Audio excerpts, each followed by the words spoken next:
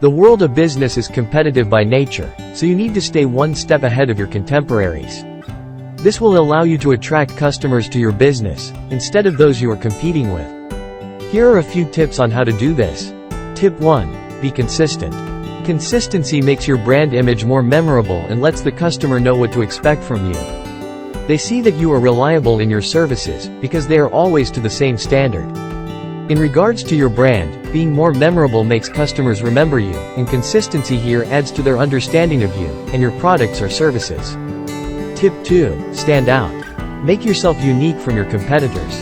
From branding, whether aesthetically such as colors and motifs, to the form of customer service you provide, such as whether you are a down-to-earth remote service, or an ambitious and bombastic service that meets customers in person. These all help give you a different image from other businesses. This makes customers see you as more than just another company.